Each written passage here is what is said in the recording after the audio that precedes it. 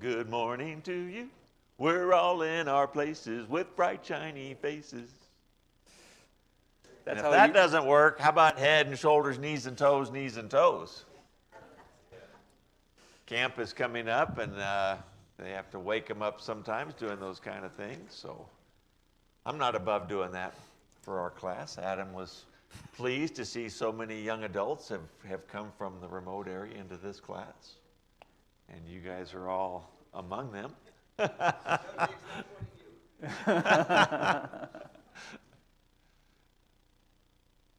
Good morning. This is our second week in the book of Judges. Adam and I only own one bow tie between the two of us, unless you happen to see us both in one at the same time, so we share it. He wore it last week. I'm wearing it this week. So. Anyway, let's begin class with a prayer. Our merciful Father in heaven, we come before you now. Thankful, Father, that you had the wisdom to put your plan, many of your thoughts and your desires for us down in the Bible. We're thankful, Father, that we have it to study. We realize, Father, as Christians that we shouldn't just study the New Testament, but there is so much that we can learn from the Old Testament about you and about how you deal with your people and about how we can, in turn, maybe avoid some pitfalls that have been made in the past. We thank you, Father, for that word. We pray, Father, that as we study it, we will apply ourselves to it and that we will get out of it the message that you intended for us to see. We pray all this in your Son, Jesus' most precious name. Amen. Amen. Okay, we're still kind of doing an introduction this week, and then we're going to, and it's going to include the first couple of chapters, and then we will actually get into some judges next week. We looked at a map last week that had the 12 tribes on it. This is before the tribes come into the land, and these are the peoples that they are going to be encountering as they come into the land. And got to figure out how to use this little button again, but there we go. But, west of the Jordan is Canaan, and that's what they're going to be taking over. Of course, you got the 2.5 tribes over on this side, but before they go into that land, under Moses, they encountered the Ammonites, the Moabites, and the Edomites. So I kind of wanted to mention them. Then the Amorites have two main kingdoms or two main cities. Sihon was the king of down here in Heshbon, and then Bashan was in the kingdom of Og, was up here. But those are both Amorite cities. So when you look at those, that first one, I'll take them from top to bottom, Ammonites, Moabites, and Edomites. It kind of helps us understand, if we know a little bit about these people, why they interacted with the Israelites the way they did. The kingdoms of Israel and Judah controlled the land of Canaan, through the kings and everything. But the kingdoms of Ammon, Moab, and Edom ruled east of the Jordan. The Ammonites in the Bible are described as being descendants of Ben-Ami. I don't know if you know who Ben-Ami is, but he was the son of Lot. Now, Lot, as you recall, separated from Abraham. He was Abraham's nephew. One went one direction, one went the other direction. Lot settled in Sodom and Gomorrah's area. And when he left, he lost his wife. I won't go into that story, but, for obvious reasons. So his daughters all he had was 2 daughters. They wanted to perpetuate their lineage, so they actually went in with their father one at a time and ended up having sons. So one of those sons, the son to the younger daughter, is Ben-Ami, and it's his descendants that are the Ammonites. Okay? The ancient capital of Ammon was Rabbah, which is located at modern-day Amman, Jordan, and the Amorites' primary deity was the god Milcom or Moloch. When God wants these people wiped out and does not want the Israelites worshiping their gods, This is one of the reasons. Gods like Moloch. Moloch was a god that required child sacrifice. I read a description one time and it brought me to tears. I hate to describe this, but I'm going to, because we need to understand, a lot of times we think, why would God want these people wiped out? But when you see the kind of things they did, we can have a better understanding of that. They would heat up a metal idol that had his arms outstretched, and they would place a baby in its hands, and the baby would roll down into his mouth where the fire was. And they would burn that child alive as part of their sacrifices. So that was one of the gods that they worshiped. The Moabites, now the Ammonites are the descendants of Lot's younger daughter's son. The Moabites are the descendants of Lot's oldest daughter's son. So they both are descendants of Lot. Okay?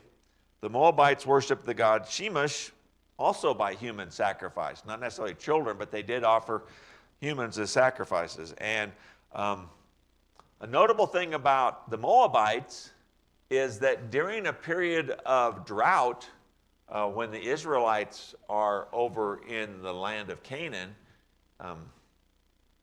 some of the Israelites went there to escape the drought, and one of those was Naomi. And Naomi's husband and her two sons passed away, and one of her daughter-in-laws returned to Bethlehem with her, and that daughter-in-law was Ruth. Ruth was a Moabitess. She was a descendant, and she was from Moab. So Adam, who was Ruth? Well, why is she significant? It's significant, one, because Ruth, it's unusual for a daughter-in-law to be so concerned about her mother-in-law, one, right?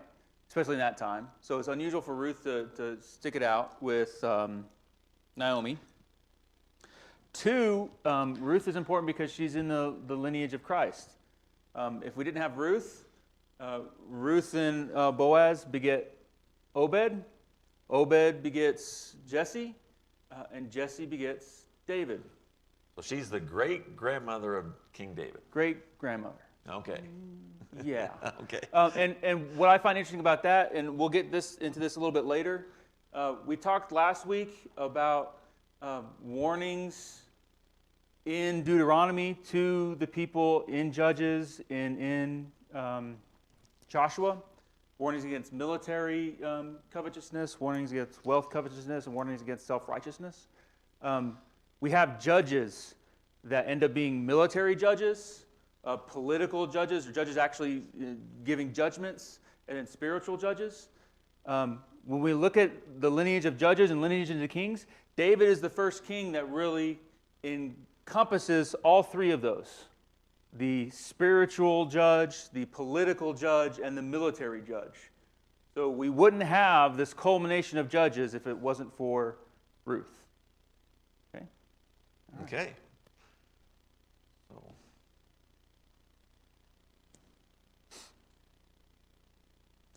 So we've got those two that I've discussed, and that just leaves the Edomites. And the Edomites actually go down here for about 100 miles. And, there is a valley that stretches about 110 miles that starts at the bottom of the Dead Sea. And the Red Sea, at the top of the Red Sea, there are two, I call them horns, where it splits off. And the one to the right, which would make it the east, is the Gulf of Aqaba. And so that valley stretches between those two. And just to the east of that valley is this mountain range, and these very stark mountains that go straight up, and they're made with sandstone. And sandstone is a stone that's easy to carve. And so the capital for the Edomites was Selah. And when it was an Edomite capital, that's what its name was Selah. When the Edomites were defeated by the Babylonians 4 years after the Babylonians came in and took out Judah and the Philistines, he then later came back and 4 years later and took the Ammonites, the Moabites, and the Edomites. And the Edomites then lost this, and some people called the Nabateans. I'm probably mispronouncing that. Their name starts with an N. They come in there, and they build a lot of these cities that are now UNESCO heritage sites today. World Heritage Sites. Yeah, World Heritage Sites. Beautiful places. And so that's the Edomites. So they're descendants of Esau. So the Ammonites and the Moabites are not any part of Abraham's family. They're a part of Lot's family, is where they come from. But the Edomites are actually descendants of Esau. In fact, one of Esau's other names was Edom, hence the name Edomite. And so he was the older son of Isaac. Okay? So the 12 tribes come from Jacob. The Edomites come from Esau. Now, there's no name of an Edomite deity given in the Bible like these other nations had. I talked about this valley that they lived in. It was well watered. It had good pastures. You know, I talked about Selah. Catching up with myself on my notes. There was enmity between Jacob and Esau from birth. You know, they separated. They came back. They did resolve things for a while. But there's always been enmity there. What's enmity, Dad? Hatred.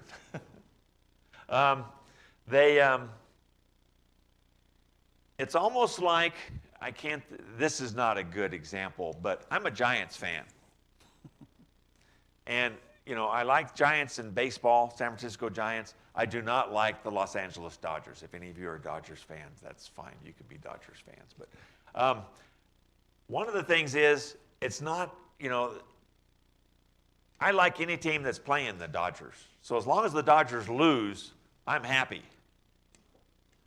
You know, because they spend a lot more money than the Giants. They put on a better team a lot of times, although the Giants are 2 games ahead of them right now in the standings. My point, though, is by saying that the Edomites always have had this resentment towards the Israelites. Anytime God did something for the Israelites, they're saying to themselves, that should have been us. Our father was the oldest one. We should be having these blessings. We should be the chosen nation. It should be us. And so anytime anything happened to the Israelites that was bad, they rejoiced. If an enemy came in to attack the Israelites, guess who was the first one to say, can we join in? We'll help you attack them. That was their attitude. When Moses came through with the people and they needed, you've got this valley that stretches all the way down here. They needed to go across here, and the Edomites said, no, you can't cross through our land. You're going to have to go around. Just out of spite. Okay, so... You know what the national dish of the Edomites is? Not super stew, I'll tell you that much. No, I don't. Not super stew? No, nobody? Come on. Esau sold the birthright? Oh, never mind. Okay, so it was Numbers 20 where they refused passage to Moses. The whole book of Obadiah, who was a prophet, is predicting the doom of the Edomites. So, like I said before, 4 years after Judah was taken into captivity by the Babylonians, they were taken into captivity by the Babylonians. They never really recovered from that. Then during the period of the Maccabees, which is between the Old and the New Testament, you know, that 400-year period, we've got a leadership group among the Jews called the Maccabees, and one of those was by the name of John Hyrcanus.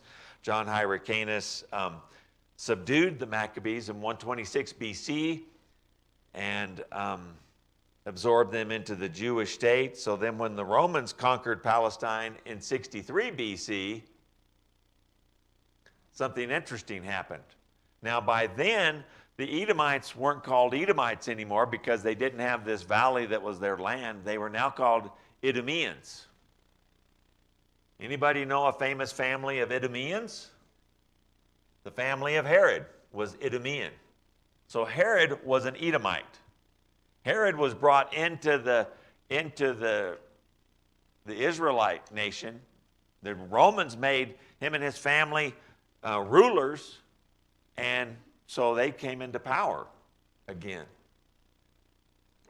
And the Edomites still were not very favorable towards the Jews, but the Herods are the last surviving remnants of the Edomites, because in 70 AD, when the Romans come in and destroy Jerusalem, they also destroy the Herods, and we don't hear about any more Herods or any more Edomites in the rest of history after 70 AD. They're gone.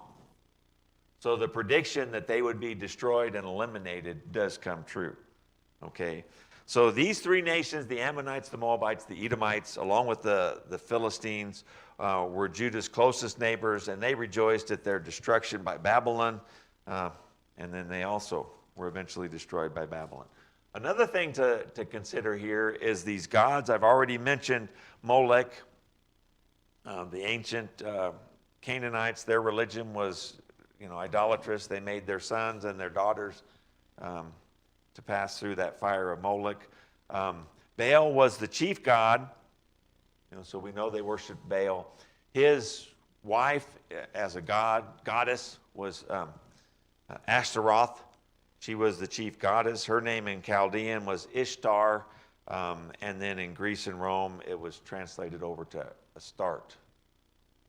And so that's the same goddess. Their religion involved worshiping the Baals, involved temple prostitution, it involved human sacrifice, it involved orgies. The archaeologists have excavated a lot of these temples in ancient Palestine and in the surrounding areas. These temples, these high places, they found stone pillars, they found altars excavated in the land of Israel. But the most interesting thing to me, some of these sites contained large numbers of containers. And when they opened these containers, they found the remains of children who had been sacrificed to their gods. So you can see why God found them to be a detestable people. Okay. Did you Josh? want to go to the next slide? What's the next slide? Oh, I thought I already gone to that one. I picked one that actually had horses and I think maybe some camels in there, just so you can get a perspective of the size of these buildings that they had carved out there. I've never been there. All I've ever done is seen pictures of this place. Maybe I'll get to see it someday in person. The first time I remember seeing that was from Indiana Jones and the Last Crusade. It's in a lot of movies, yeah. Right. I've even watched an old Western that had some of this stuff in it, where these guys, it's Somebody's Gold is the name of the Western, but they go to find gold. And anyway. Okay. So we got some historical context there for what's happening on the east side of the Jordan. Let's look at some textual stuff. It was the best of times. So like we said before, next week we're actually going to get into Judges. Judges 1 and 2 is kind of the introduction. From a Deuteronomistic standpoint, it feels very much like the writings of Joshua, feels very much like the writings of Samuel. What we're going to do is just hit some high points real quick. First of which, Judges 1 through 2. After the death of Joshua, the Israelites asked the Lord, "Who of us will go up first to fight against the Canaanites?" The Lord answered, "Judah shall go up. I have given the land into their hands." This is unusual. Before this, when God needed somebody, he chose an individual. It was Abraham to leave Ur.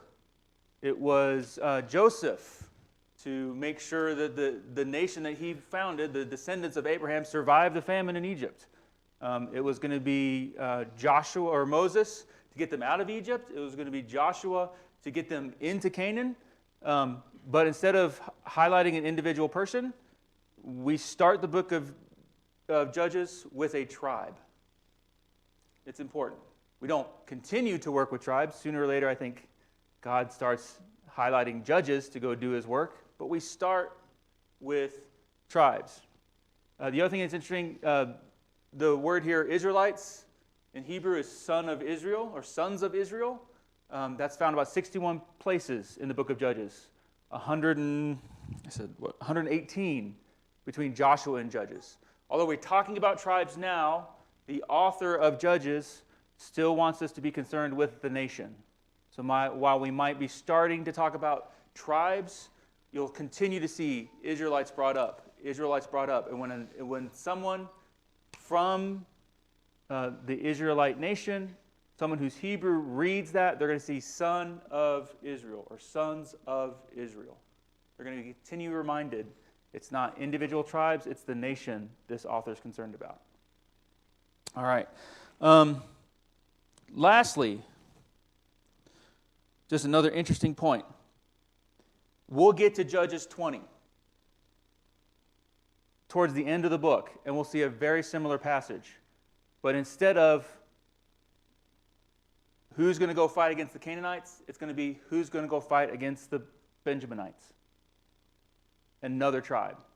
We're bookending the book of Judges with a call from the Israelites to military service, and God saying, go do something, right? And that's going to be the culmination of Judges. We'll get there, but it's a good bookend. I'm just calling it out now, because once we get to 20, we'll see it again. All right, lastly, who of us will go up and fight against the Canaanites? So, Dad, this should be easy. It's one people, one nation. In and out in 5 minutes, we'll be done quick, right? Yeah, that's what he wants me to do. I haven't really talked about these other nations yet, and I'd like to maybe go back to that slide. These other nations on this side, but you got the Canaanites, the Perizzites, the Hivites, the Jebusites, the Amalekites, the Hittites. Should be 7. Oh, Girgashites or someplace, but they're not sure where they were. You can actually go to. But yeah, Adam's got a slide probably. There we go. That will That's show it right that. there. There we go. But if you look at Deuteronomy 7, the first 2 verses, it says, when the Lord your God brings you into the land that you are entering to take possession of it and clears away many nations before you, the Hittites, the Girgashites, the Amorites, the Canaanites, the Perizzites, the Hivites, and the Jebusites, 7 nations more numerous and mightier than you. And when the Lord your God gives them over to you and you defeat them, then you must devote them to complete destruction. You shall make no covenant with them and show no mercy to them. And we'll see how that they violated that last part over and over again. But it starts with the Canaanites, and you've got Canaan specific and Canaan general. And I'm not sure exactly how to illustrate that, but we've got people in our audience here. Maybe you are from Arkansas or Mississippi or Georgia or Alabama, some state down in the South. And if I were to ask everybody to raise their hand that's from a southern state, you would agree that you were raised as a southerner. You know, maybe you eat pecan pie and black-eyed peas at New Year's. Anyway, you would consider yourself a southerner. And yet, while all of you are southerners, you're all from different states. Okay? So this entire area over here is all considered generically Canaan, but there is a specific tribe or nation, ethnic group. An ethnic group that is the Canaanites. Now then, where does all of this group come from, these Canaanites? You have to go back before Abraham to the time of Noah. And Noah had 3 sons, Shem, Ham, and Japheth. Starts with a J. Japheth. Japheth. Japheth. Anyway. J. Ham is the one I'm considering right now. When they all got off the ark, once again you have a situation where Noah, The guy just got done saving all the animals on the earth. he got drunk, he got naked, he was in his tent naked, and Ham went in, saw his father's nakedness. I'm assuming he made fun of him or something because of Noah's anger. He went and later told on. his two brothers. Yes. His two brothers thought that was very shameful. They actually backed into their father's tent, each, holding a blanket between the two of them, threw it over their father, and then left without seeing their father. Their father finds out about it afterward, and he curses Ham. He curses him. And that curse involved Ham and his descendants always being the servants of his two brothers and their descendants. Now, Ham ends up having several sons, and the fourth son of Ham is a gentleman by the name of Canaan.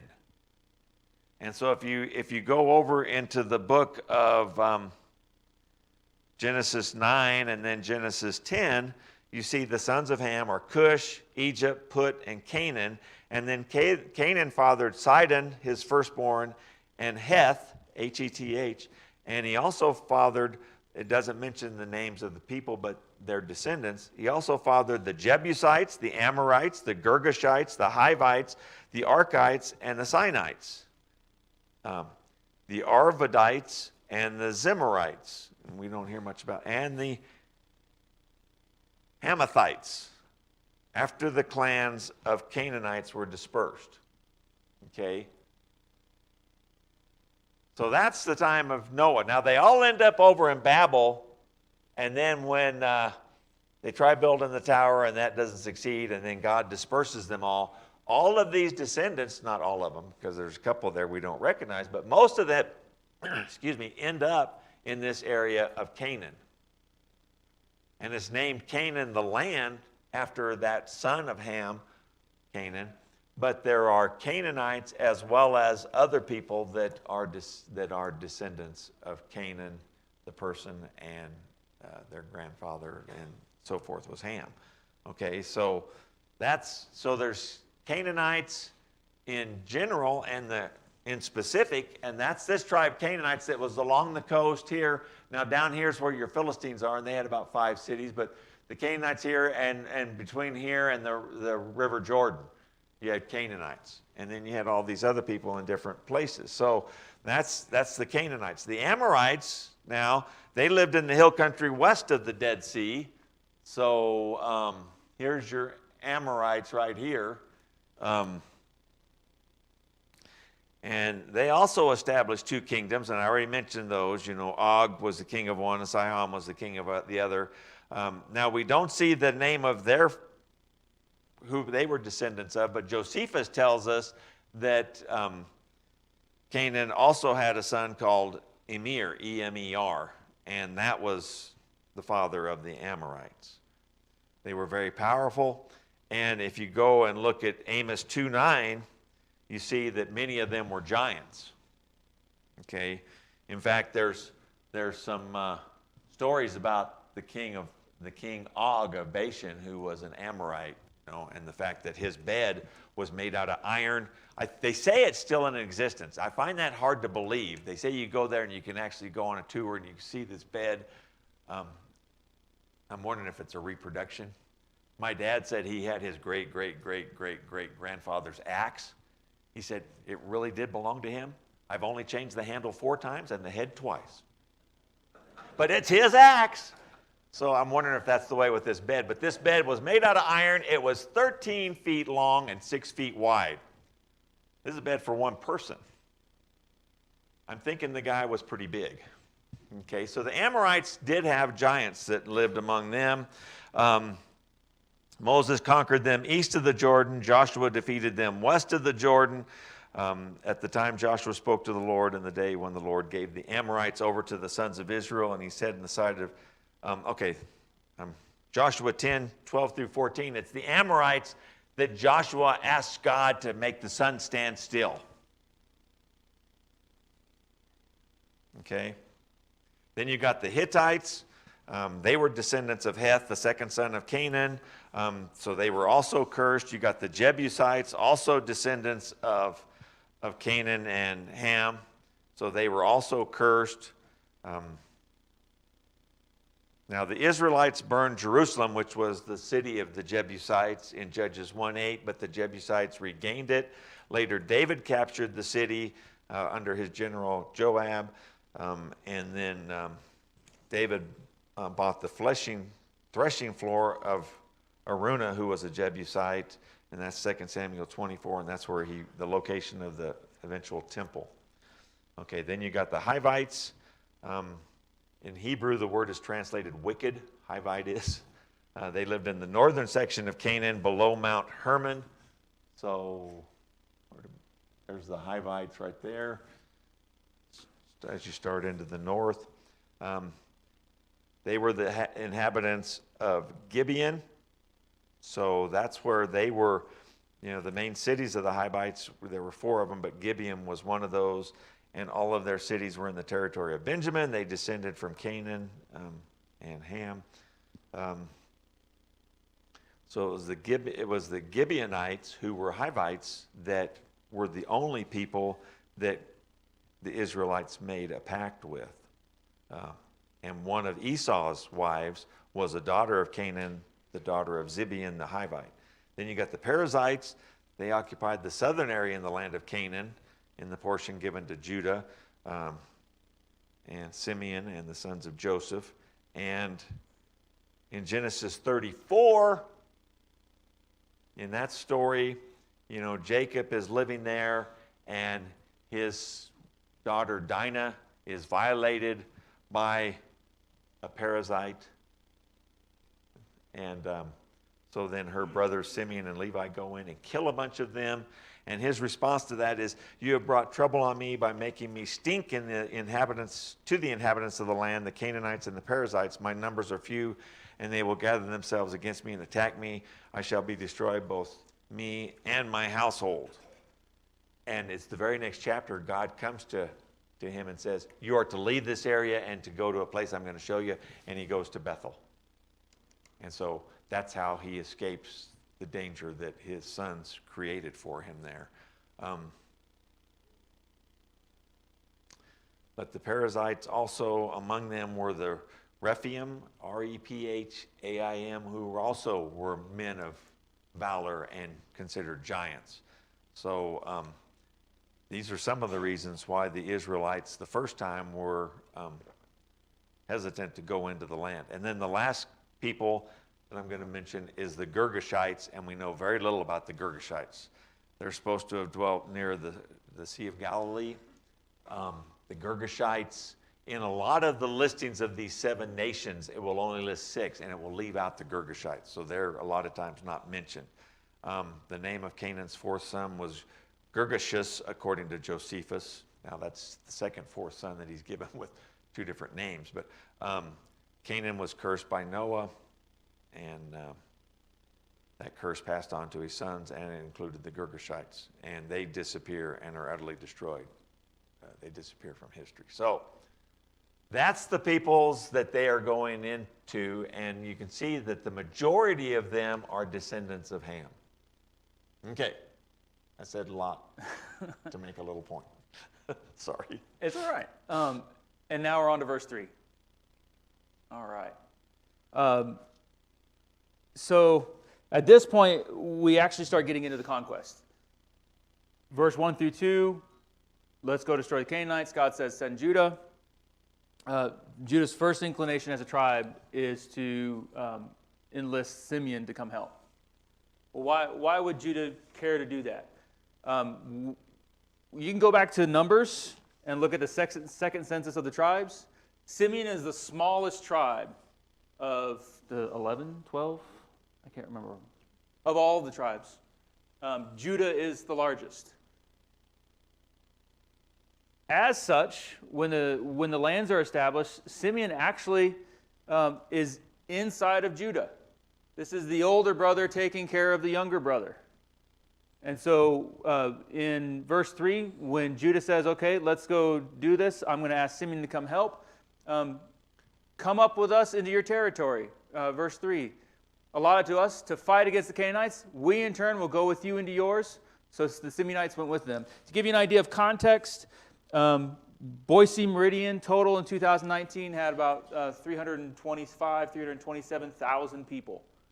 If you were to take conservative estimates based on the census and numbers, Judah and Simeon together, they have about 300,000 people. All right, so you're talking about tribes the size of our metropolitan area, if you ignore Caldwell and Nampa. Boise Meridian, that's the size of Judah and Simeon together. Okay? And once again, they're inside. Oftentimes, in the next slide, we'll see, in a couple slides, in a couple slides we'll see multiple tribes getting together and attacking the Canaanites together in nuanced ways, but we'll get to that. Next one. So the previous one, God was faithful, or the people were faithful in the relationships with tribes. They were helping each other out. Things are going good, right? They're seeking to do God's commands. They're working together to get the job done. They're enjoying the victory given by God. So Judah goes up. The Lord gave the Canaanites and the Perizzites into their hands, and they struck down 10,000 men at Bezek. Adonai-Bezek fled, but they chased him and caught him and cut off his thumbs and his big toes. Okay. All right. Interesting. So Adonai, if you're familiar with the gospel, you've probably heard Adonai before. It's not typically a term we would consider to be descriptive of a Canaanite leader. Dad, why is that? Why would they use Adonai, something we consider a term associated with Jesus? Why would that be associated with a Canaanite leader? Well, it's also one of the names for God. Richard taught a good lesson on the names and titles of God, and names like Elohim and El Shaddai and Adonai. Adonai literally means Lord. So when you refer to God as your Lord, as your master, you might use the word Adonai. Well, in this instance, this is like the title. The city is Bezek, and he's the Lord or master of Bezek, so his title is Adonai Bezek. This is not a proper name. This is his title for being the ruler or the king or mayor, whatever you want to call him. They didn't call them mayors back then. They called them kings. Anyway, evidently, Adam's going to get into some of the things he's done. So, well, and so moving on, Judges 7, Adonai-Bezek says, 70 kings with their thumbs and big toes cut off have picked up scraps from my table. All right? So this is a common practice for him when he conquers. He's done a lot of conquering for 70 kings. Now God has paid me back for what I did to them, and they brought him to Jerusalem, and he died there. So how is this the best of times? Even the enemies, even the people of Canaan are acknowledging God's power, are acknowledging Yahweh. My guess is the reason he acknowledged Yahweh is because he heard the rejoicing of the people, the Israelites, acknowledging God as their Savior, God as their deliverer, God as the one that gave them the victory, and so then he repeats that and acknowledges that also. The reason, it wasn't their custom, the Israelites' custom, to cut off thumbs and toes, but because it was his custom, they thought it was justice for them to do that to him. Now, to cut off your thumbs and toes, I don't know if you've ever sprained a thumb, but you can't get much done without your thumbs. And you can't hardly walk to balance without your big toes. And to lose both of the, both your thumbs and both your big toes, those, you needed those to be complete. So it was a sign of incompleteness. It was a sign of imperfection. So to take those away from a person, you were demoting them and saying you're not a complete person. And it made it awful hard for them to do anything. They couldn't swing a weapon. They couldn't hardly walk around very well. They were just disabled for the rest of their lives. And so he had done that to 70 kings. All they could do was sit under his table and eat scraps till they died. And so they did the same thing to him because he had done that to 70 kings before him. And then lastly, we're also seeing the people submit, or at least we're showing mercy to people who submit. Judges 22 through 26, and the tribes of Joseph attacked Bethel, and the Lord was with them when they sent men to spy out Bethel, formerly called Luz. The spies saw a man coming out of the city and said to him, "Show us how to get into the city, and we'll see you're treated well." Nudge, nudge, wink, wink. Right? So he showed them, and they put the city to the sword, but spared the man and his whole family. He then went to the land of the Hittites, where he built a city and called it Luz, which it is its name to this day. What's interesting is a common pattern was followed in Joshua. You guys think of another person on the inside that helped out? City of Jericho? Red thread? Right. Rahab. What's interesting, though, because of Rahab's faithfulness, she's included in the covenant people. She betters the nation. In this instance, he's not included. He ends up going over to the Hittites and strengthens the enemy. An interesting distinction between when they've done this before and it benefited them, and they've done it again, it benefited in the short term, but in the long term, hurting the people. Okay? And we're talking about Bethel. Bethel is Bethel.